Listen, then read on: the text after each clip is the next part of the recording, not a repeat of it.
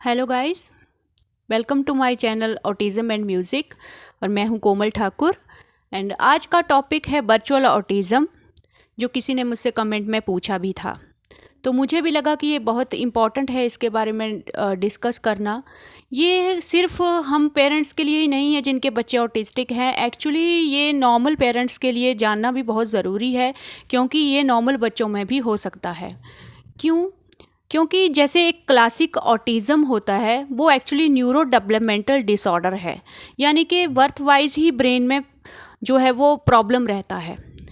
लेकिन जो virtual autism है वो एक्चुअली बाय बर्थ नहीं होता है, वो बाद में इंड्यूस होता है। और किन बच्चों में होता है? जो अर्ली एज में रहते हैं, जैसे 2 to 4 ईयर्स के एज के जो बच्चे हैं, उनमें ये वर्चुअल ऑटिज़म ज़्यादा देखा जाता है। क्यों देखा जाता है? क्योंकि गाइस, पहले तो मैं ये समझाना चाहती हूँ कि ये जो 2 to 4 ईयर की ये जो एज होती है, इसमें बच्चे का जो ब्रेन है, जो नॉर्मल बच्चा है उसका जो ब्रेन है वो बहुत एक्टिव होता है। तो इसी एज में गाइस वो अपनी फैमिली मेम्बर्स को कॉपी करता है, उनसे सारे वो अपना स्पीच डेवलप करता है, सीखता है कैसे कम्युनिकेट करना है, कैसे हमारे जो सोसाइटी के रूल रेगुलेशन है, तो थोड़ा आइडिया उसको वहाँ से होता है। ओवरऑल हम लोग बोल सकते हैं कि उसका जो डेवलपमेंट का जो मेन पार्ट है, जो मेन एज है, वो यही एज होती है। तो इस एज में बच्चे को ज़्यादा से ज़्यादा एक्सपोज़र मिलना चाहिए, ताकि वो हमारी दुनिया को अच्छे से समझ सके। लेकिन दूसरी तरफ आजकल क्या होता है गाइस, अगर हम लोग बच्चों को अगर बच्चे हम लोगों को तंग करते हैं, तो मैक्सिमम अब सबको आदत पड़ गया है, मैक्सिमम पेरेंट्स को, कि जब भी बच्चा परेशान करता है तो हम लोग उनको फ़ोन दे देते हैं, या कंप्यूटर पे बच्चे गेम्स खेलते हैं। तो हम लोगों को लगता है कि ठीक है, थोड़ी देर चुप हो जाएंगे, थोड़े तो हम लोग काम कर लेंगे। लेकिन इसकी वजह से गाइस, ये ऑटिज़म जैसा जो डिसऑर्डर है, ये आपकी दुनिया में एंट्री कर सकता है। तो वर्चुअल ऑटिज़म एक ऐसी चीज़ है जिसमें बच्चा अगर लंबे समय तक फ़ोन में टाइम स्पेंड करता है, या कंप्यूटर पे गेम्स में टाइम स्पेंड करता है, और वो अपना जो रियल वर्ल्ड है उसकी तरफ ध्यान नहीं दे रहा है, उसका जो लर्निंग का जो प्रोसेस है जो रियल वर्ल्ड में होना चाहिए, वो हैम्पर हो जाता है। और बच्चा पूरी तरह से जो फ़ोन में जो गेम हैं, कार्टून्स हैं, पोइम्स हैं, उनकी जो काल्पनिक दुनिया है, एक्चुअली उसमें पूरी तरह से लीन हो जाता है, और वो बाहर की दुनिया को बिल्कुल भी ऑब्ज़र्व नहीं कर पाता है। और इस एज में जो उसकी ग्रोथ होनी थी, उसके जो माइलस्टोन है, जो उसकी जो स्पीच उसका डेवलप होना था, उसका जो कम्युनिकेशन है, उसका जो सोशल इंटरेक्शन है, वो सब डेवलप होना था, वो एक्चुअली गाइस वो रुक जाता है। और फिर उस केस में होता क्या है, ऑब्वियसली उसमें भी ऑटिज़म के जो सिम्टम्स हैं वो देखने को मिलते हैं। तो इस तरह से आप कैसे चेक करते हो? जब भी आप बच्चे से, अगर बच्चा वर्चुअल ऑटिज़म में जा रहा है, तो आपको ये देखने को मिलेगा कि जब भी आप उससे फ़ोन दूर लेके जाते हैं, तो वो पूरा रेस्टलेस हो जाएगा, एग्रेशन शो करेगा, बिल्कुल उस आपको ना आई कांटेक्ट देगा, ना ही वो सोशली कम्युनिकेट करेगा। बिल्कुल जो लॉस्टिंग रहता है ऑटिज़म में, बिल्कुल उसी तरह से बिहेव करता है गाइस। तो कई बार ये पता लगाना मुश्किल हो जाता है कि उसमें क्लासिक ऑटिज़म था या फिर ये वर्चुअल ऑटिज़म है। तो उस केस में अभी तो आपके पास काफ़ी इन्फॉर्मेशन है, तो सोशल मीडिया पे काफ़ी इन्फॉर्मेशन रहती है, लेकिन फिर भी मैं सजेस्ट करूँगी कि डॉक्टर के पास आपको जाना चाहिए। वहाँ डॉक्टर आपको बताएंगे कि ये वर्चुअल ऑटिज़म है या फिर ये क्लासिक ऑटिज़म है। तो वर्चुअल ऑटिज़म भी उतना ही डेंजरस है गाइस, जितना क्लासिक ऑटिज़म है। अगर इसको ट्रीट नहीं किया जाएगा तो लेटर ऑन और भी ज़्यादा प्रॉब्लम हो सकती है। तो इसको भी उतना ही इम्पॉर्टेंट हम लोगों को लेना चाहिए जितना हम लोग क्लासिक ऑटिज़म को लेते हैं। तो इसमें क्या करना चाहिए? इसमें एक डिफरेंस है गाइस, जो क्लासिक ऑटिज़म है वो तो बेसिकली ब्रेन का हैम्पर होता है, न्यूरो डेवलपमेंटल डिसऑर्डर है, तो ब्रेन में ही प्रॉब्लम होती है। लेकिन इसमें वर्चुअल ऑटिज़म में ऐसा नहीं होता है। ये एक सिचुएशन की वजह से, फ़ोन की ज़्यादा लिमिट से ज़्यादा एक्सपोजर की वजह से ये चीज़ बच्चे में इंड्यूस होती है। तो हम बोल सकते हैं कि अगर इसको ठीक किया जा सकता है, बच्चा पूरी तरह से नॉर्मल हो सकता है। बस ये है कि आपको टाइमली स्टेप उठाने हैं इसको ट्रीट करने के लिए।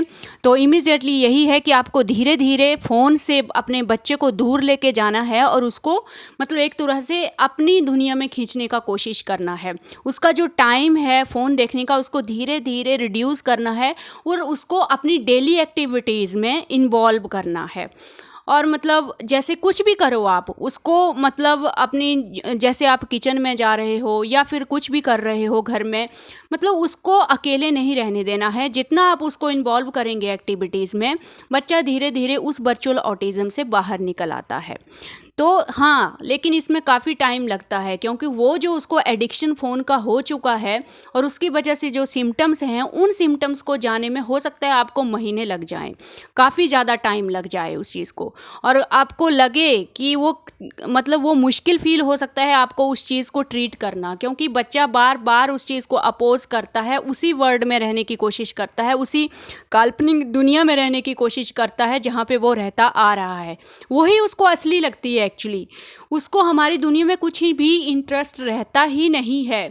तो गाइज़, ये बहुत मुश्किल होता है उसको निकालना उस सिचुएशन में से, लेकिन मुश्किल है, लेकिन इम्पॉसिबल नहीं है। आप चाहो, आप थोड़ा पेशेंस रख के बच्चे को, मतलब उसके साथ खेल के, उसको ज़्यादा से ज़्यादा आउटडोर एक्टिविटीज़ में ले जाके आप इन चीज़ों को धीरे धीरे ओवरकम कर सकते हो।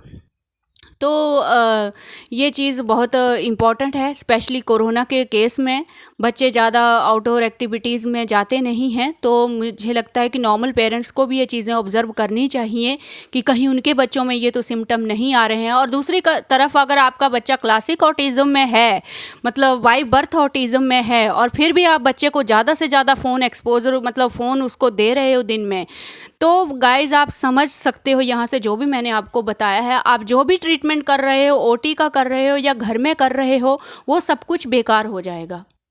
आप समझ रहे हो? आपको अगर फ़ोन से लर्निंग करवाना भी है तो साथ में बैठिए और साथ में थोड़ा थोड़ा इंटरेक्ट करते रहिए बच्चे से। ऐसा नहीं है कि आप बच्चे को यूट्यूब खोल के दे के चले गए और बच्चा 1 घंटे 2 घंटे से उसमें बैठा हुआ है, तो क्लासिक ऑटिज़म में तो और सिचुएशन ख़राब हो जाती है। तो इस चीज़ को ध्यान में रखिए। मैं अपने बच्चे को सिर्फ सुबह खाना खाने के बाद, सारा काम करने के बाद, जब मुझे थोड़ा सा आधा घंटा रिलैक्स करना होता है, उस टाइम पे मैं उसको फ़ोन देती हूँ। लेकिन मैं उसका पूरा वॉच रखती हूँ कि ये फ़ोन के ऊपर क्या देख रहा है, क्या नहीं देख रहा है। मैक्सिमम टाइम मैंने खुद ऑब्ज़र्व किया है कि जो वो चीज़ें फ़ोन में देख रहा होता है वो रियल लाइफ में करने का ट्राई करने लग जाता है।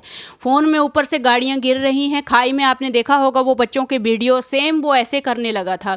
विंडो के ऊपर मतलब उसको गाड़ी रखना है और बार बार उसको नीचे गिराना है और उसका जो नॉइस है उसको इंजॉय करना है।